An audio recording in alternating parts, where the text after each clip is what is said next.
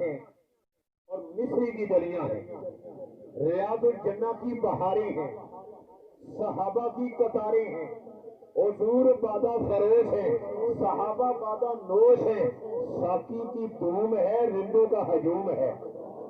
مجمع لگا ہوا ہے، ماحول سجا ہوا ہے۔ حضرت انس فرماتی ہیں نماز ظہر کا وقت ہوا، ہم نے کیا دیکھا؟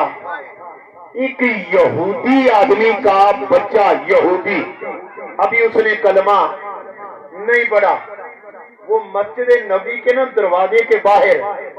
کھیلنے کے بہانے آ کر بیٹھ جاتا، زور کے وقت بھی عصر کے وقت بھی۔ کرتا کیا؟ لوگوں کو بتاتا میں کھیلنے کے لیے بیٹھا ہوں، لیکن کرتا کیا؟ جب وہ حضور تشریف لاتے نا، کھڑا ہو کے حضور کا استقبال کرتا، حضور مسجد میں چلے جاتے، وہ باہر انتظار میں رہتا، اب کب سونا محبوب آئے گا، انتظار میں بیٹھا ہے، سرو آزاد حیران کھلوتا تے پیر زمین وچ گڈے،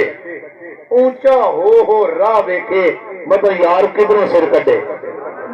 حضور کی انتظار میں وہاں پہ بیٹھا ہے۔ حضور واپس آئے، پھر انتظار کیا، ایک دن، دوسرا، تیسرا، مہینہ، دوسرا مہینہ، کئی دن گزر گئے، ایک دن وہ بچہ آیا نہیں،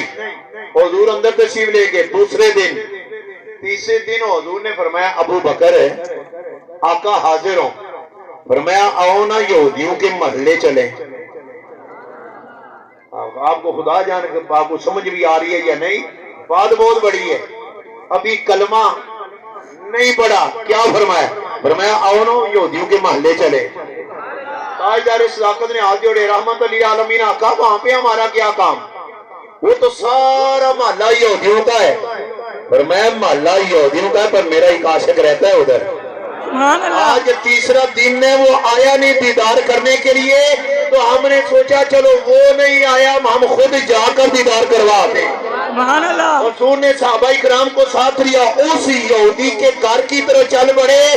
چوئی یہودی کا دروازہ کھٹکھٹا کے حضور اندر داخل ہوئے، یہودی کا وہ عاشق بچہ چارپائی پر لیٹا ہوا ہے، آنکھیں بند ہیں، پر جو ہی خوشبو آئی نا کہ محبوب آ رہا ہے، اس نے آنکھیں کھول دی۔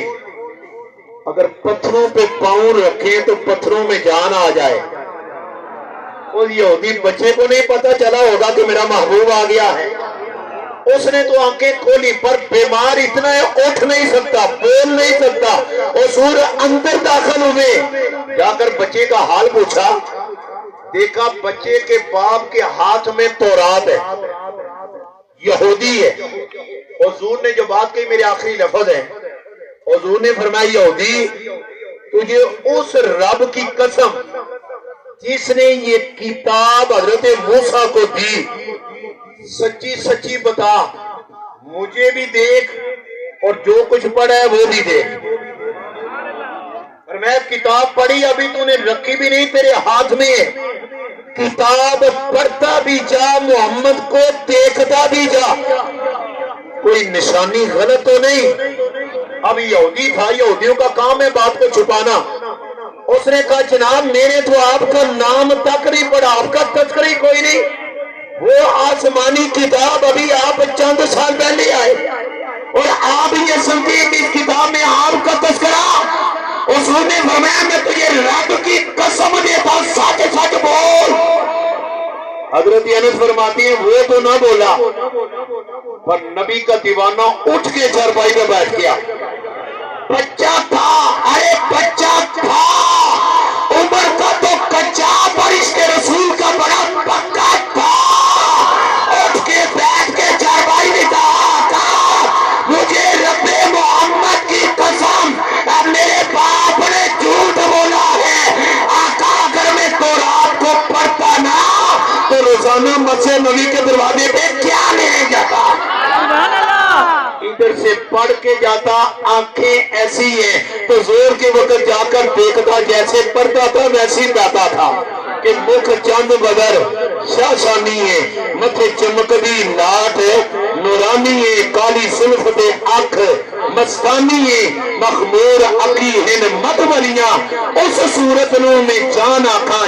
آکھاں کہ جانے جہان آکھاں سچ آکھاں تے